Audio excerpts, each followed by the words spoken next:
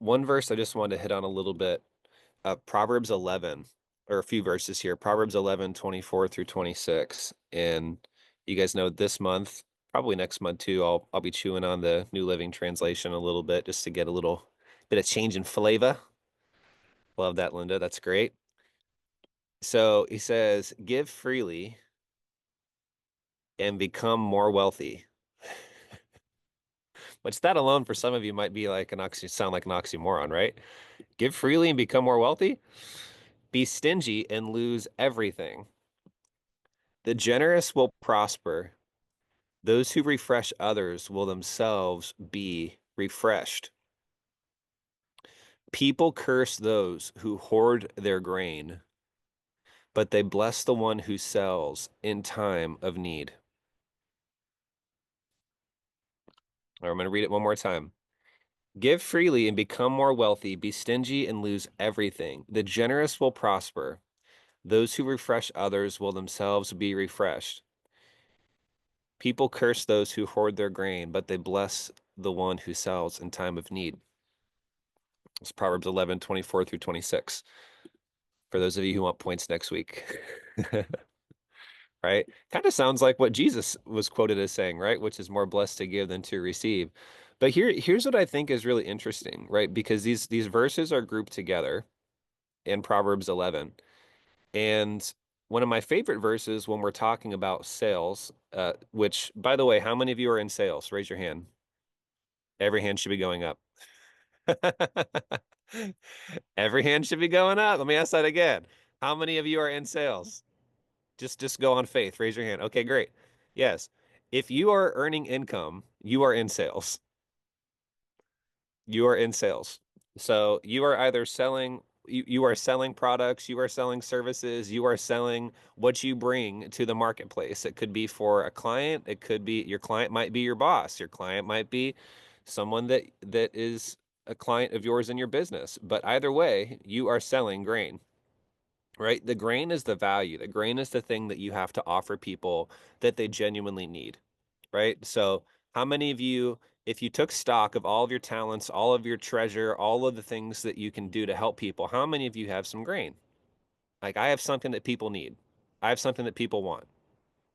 Every hand should be going up. Every hand should be going up. Okay? Great.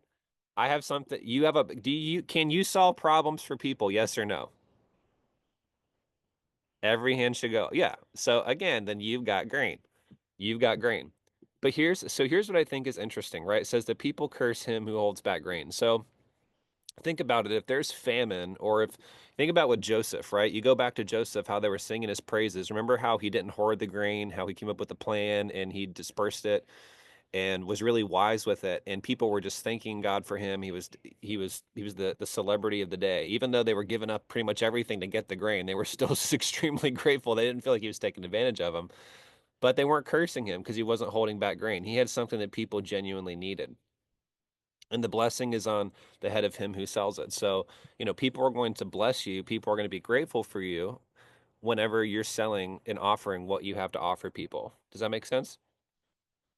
Okay. But what I think is really interesting is when you look at the verses before it, I really believe they're all tied together. And I think it's interesting to look at verse 24 and 25 as, oh, you're just giving away something that, I mean, you're just freely giving something away, right? You're not actually selling something. But if you go to verse 26, it's talking about a blessing is on the head of him who sells it, right? They bless the one who sells in time of need. So I honestly think that you can couple verse 24 and 25 with 26. And what I mean by that is when we think about giving freely, right? Part of that is I believe is selling to other people what they need, right? So we tend to be again giving. I'm just going to give a shirt away. I'm just going to give food away. That's totally fine. I believe that that's definitely at least a part of what he's talking about in verse 24 and 25. But I wouldn't be surprised if when he says be stingy and lose everything, listen, if you have something to offer people that they need and you're not offering it, that is stingy, right? That is hoarding.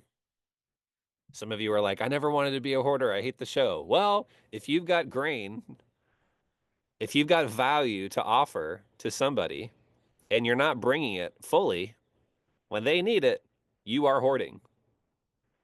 So let me give an example to actual salespeople, which all of you are salespeople, but let me give an example, right? You have a product that can change someone's life, a service that can truly change someone's life. And instead of picking up the phone and smiling and dialing and trying to get a hold of as many people as you can to help them, you sit on your laurels waiting for calls to happen because you don't want to be pushy, right? Or because you don't want to be salesy, quote unquote. But the reality is that that's just stingy, right? That's like sitting on a pile of grain and instead of going to the marketplace and selling it when there's people there that are hungry, you're keeping it stored up in your grain. What do they call those grain things? What do they call them? You know, I'm not a farmer. You guys know what I'm talking about.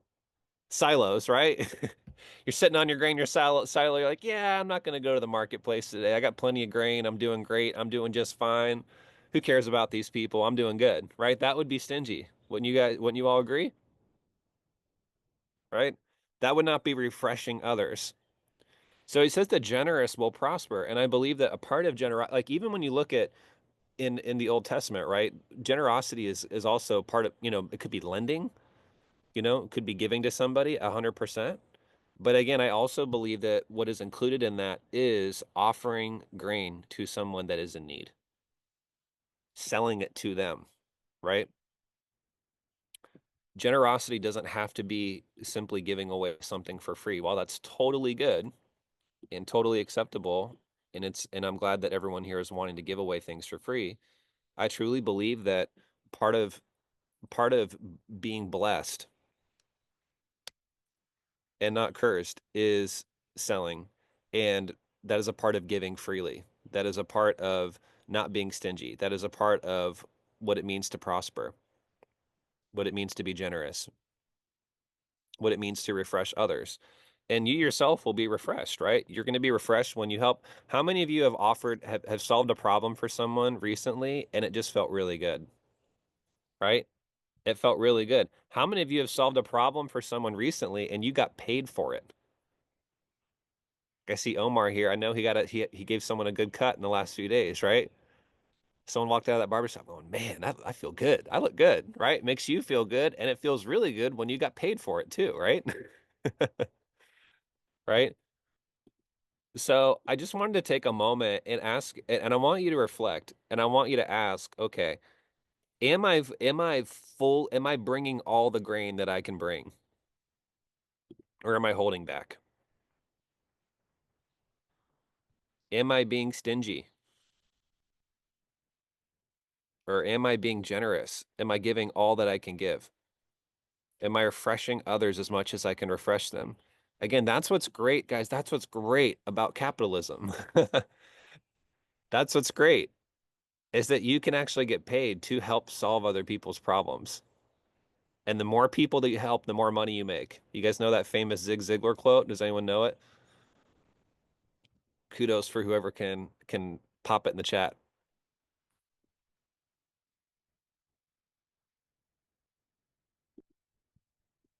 Give you guys 10 seconds. We'll see if you can get it.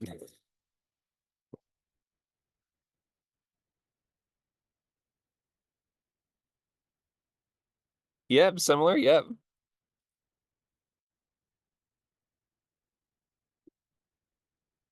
Yep, you can have everything in life that you want if you'll just help enough people get what they want. Something like that, right? Which is really true. You don't have to focus on your own need. You can just focus on other people. And the more you focus on bringing them grain, refreshing them, being generous to them, giving freely to them, you're not going to suffer want, right? You're not going to lose everything. But I genuinely believe one of the main reasons why people lose everything, and by that I mean their business, their income, is because they just stop thinking about how can I give more? How can I help more people? And they start focusing on them. I know I've been guilty of that. You start focusing on your own bank account, your own needs, and versus what's going to help people. How can I refresh as many people as possible? How can I be as generous as I possibly can be? And I believe that for most of you, again, that means bringing all of the giftedness that you are, all the talent that you are, all the treasure that you are, all the value that you are fully to the marketplace so that you can not only be blessed and be paid and be refreshed, right? But so that you can truly help people that are in need. Truly, truly help people that are in need. So, how do you feel led and prompted to do that this week? What does that look like for all of you? I want you to take a moment and I want you to process that. Get out your pen and paper or get out some notes and just ask yourself, what is it going to look like for me to bring all the grain that I can bring and bless as many people as I can bless and make a profit at the same time? Nothing wrong with that. So let me know in the chat, what are you guys thinking of doing? What is that going to look like for you?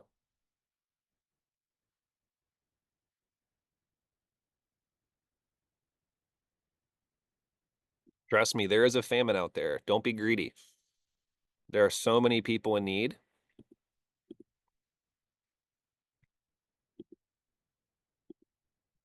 At the same time, we don't have to try to squeeze every single dollar out of them. Trust me, you can help plenty of people and get paid really well.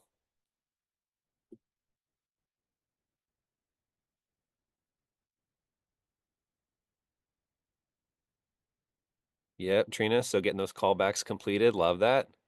I mean, think about it, Trina. I know what you do. When you genuinely bring your grain, I know what your grain is, at least part of it. When you bring that to the marketplace and you offer that to people, think about that. I mean, what happens for them? What blessing happens to them?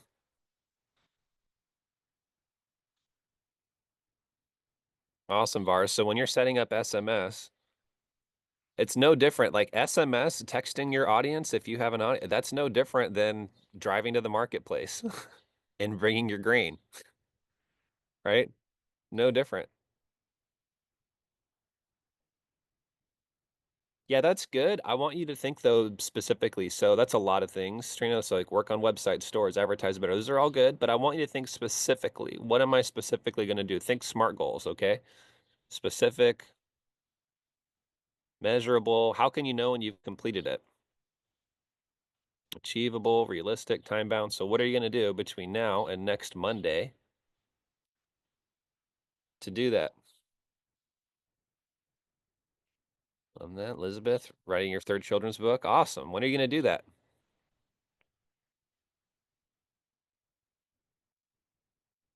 Where are you going to offer it?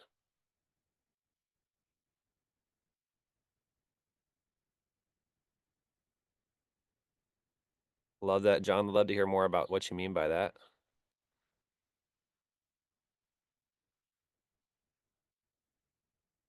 Love that, Murthy. That's great. Yeah, so when are you going to do that specifically? Love that, Priscilla, getting your license. Love that. When are you going to do that? Put some time bound goals on this thing. Call clients. How many are you going to call? How are you going to know? Because call clients could be, could I call 2 clients and be successful? How many are we calling?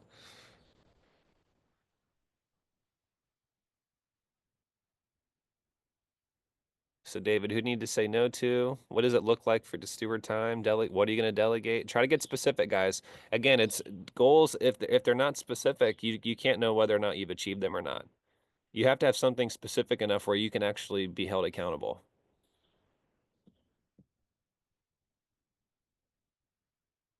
Love that, Valerie. That's cool. So try to put a little more smartness on that. That's good. You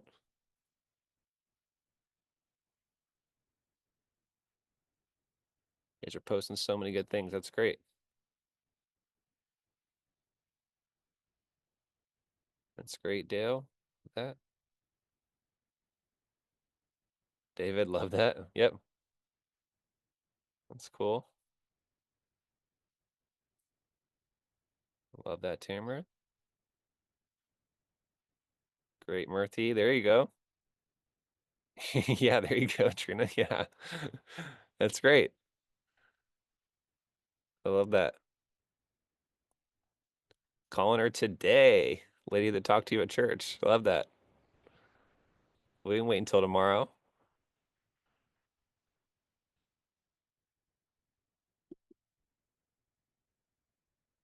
Great, Omar. Love that. That's great, Dorothy. Very specific. That's very specific. There you go. There you go.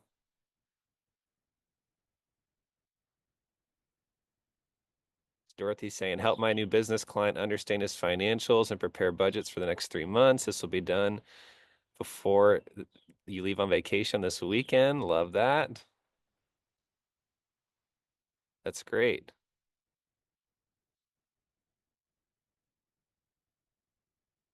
That's great, Andrea. Love that.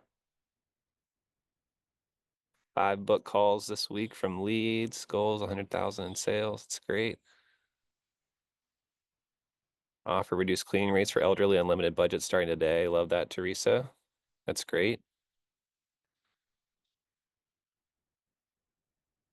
That's great, David. Finish webinar slides and post Facebook advertising to homebuyers webinar for next Thursday. Love that.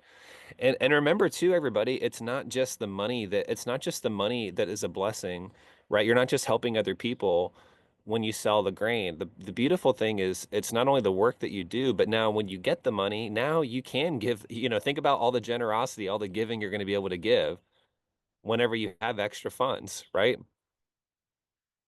You're going to be able to lend to the poor. You're going to be able to help the poor. You're able to just give freely. You don't have without even to charge anything. But again, you can't just give out $50 or $100 or $1,000 or 10,000 or $1 million, right? If you don't have it. So the way that you get it is by selling the grain. Sell your grain. But then once you've sold the grain, think about all the other things you're gonna be able to do with that as well, which is really cool to help the poor and to help those in need and to store up treasure in heaven. I love that. Love that, VAR. Yep, getting your SMS set up now. That's great. Sell your grain. Yep. Yeah, Valerie. I mean, listen, guys, it's just the truth. It's just the truth. I'm getting y'all, I'm getting so spiritually worn out by hearing sermons and hearing like, oh, if you just don't have enough money, you need to trust the Lord. You just need to trust the Lord. God's going to provide. And listen, everybody, I believe God wants to provide for you.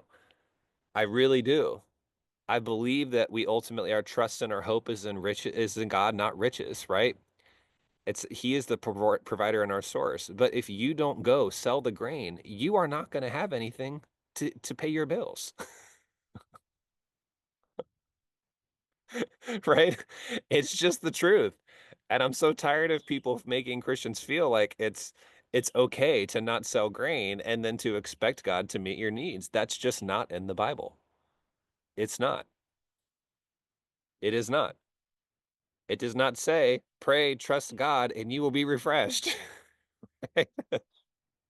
As if that's the only part of it, right? You have to sell your grain. You have to get out there and you got to offer some solutions to people in need. And the result of that is that you will be blessed. You will be blessed. You will, right? But we have to keep hitting on this over and over and over again. You should not feel peace if you are sitting on your butt. You should not be feeling this confidence that God has got me if you are not doing anything to change the situation and giving everything you can. Like you need to be wearing yourself out if you have to achieve the goal. We talk about that over and over and over and over and over again. Again, we hit on that a little bit last week on one of our other client calls that we were talking about earlier. The slack hand causes poverty, but the hand of the diligent makes rich. Lazy people are poor. Hard workers get rich. It literally says that, right? If you're not gathering in summer, he says you are a son who brings shame. The one who sleeps during harvest is a disgrace. Well, I'm trusting the Lord. Nope, you're sleeping in harvest. Okay. He's not going to let the godly go hungry. But again, the godly are those who get out there and help people by solving their problems and also get paid as well. That's a part of it. Don't be a son who brings disgrace. Don't be lazy. He says lazy people are soon poor. Okay, you got to get after it. I know I talk about this all the time, but I just feel like I have to. I feel like it's my place in the body because I just don't hear it talked about. I just don't hear it talked about. It's so rare, guys. I see it on social media all the time. I hear it in sermons all the time that God's got you, and I'm not disagreeing. But the primary way that He's gonna get you is by you getting what He's teaching and then living it out. And part of what He's teaching is that a slack hand causes poverty, right? You guys get it? I mean, I know we talk about this all of the time, and I'm trying not to be too much of a broken record, but I just think it's really, really, really important. And yes, ultimately, we need to spend time in prayer. We need to seek God. We need to ask Him to provide. We have to do that. Okay. I'm not saying just wake up and grind 24/7 and don't take a moment to drop to a knee. That's not what I'm saying. Start your day with prayer, end your day with prayer, end it with gratitude, end it with praise, end it with asking. But again, you have to sandwich, you have to sandwich your life in prayer. You have to sandwich your prayers with work. You have to do both. Great. Love that you guys are getting stuff out of this. Okay. So I want you to really take some time. And if you haven't already, again, process how are you going to live this out this week? What are you going to do differently? Right? What are some specific ways that you are not going to be lazy, not going to be stingy, and you're going to go get the grain out there and as a result be blessed and be a blessing, right? That's what we're called to do. You've been blessed to be a blessing. You're still alive and you have talents, you have gifts, you have opportunities that you've been given by God. Don't waste it. To whom much has been given, much will be required, right? You've all been given much. We've been given much. We have I mean, we're starting off with the fact that we're all alive today, right? That's a huge gift. That's a huge gift, right? And a lot of you have problems or you have gifts and solutions for other people's problems. You've been given much. So go be faithful with it and just pray and cry out to God. Say, pour me out for those in need. Pour me out. Use me. Take everything that I have, every bit of energy, every bit of talent, every bit of gifting, and use it to help other people, to bring glory to your name.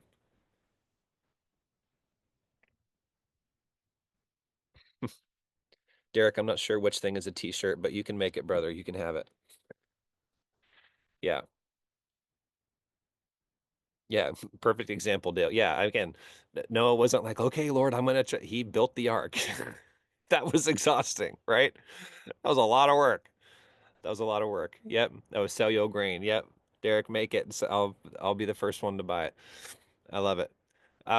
Anyways, guys, love you all. I'm excited to see how you live this out. Post it in the Facebook groups. I would love to see what you guys learn, how you're applying it, how you're living it out, and share this stuff with other people. You guys trust me, there are people in your life that need to hear this stuff. It's not being talked about. They're not hearing it in church. They're not hearing it they're not reading in their little 10-minute devotionals and their little Bible study things. They're not reading it. They're not hearing it. And they're struggling financially because they're not getting the full counsel of God. They're getting bits and pieces of it, but they're not getting the full counsel. And a lot of it is being taught from a perspective of honestly just lazy people. They don't want to talk about this stuff. So you guys listen, take what we're teaching, share other people, bring truth, and bring some illumination in their life and show them the wisdom that God has to offer. This is so practical, is it not, everybody?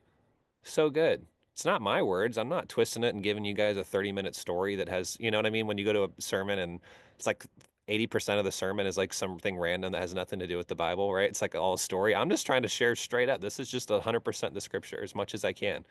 It's just the words. God is really smart. God is really smart. This is thousands of years old. This is amazing. So, love you all. Have an amazing rest of your day. Go crush it for the kingdom. And we'll see you all next call. Bye, everybody.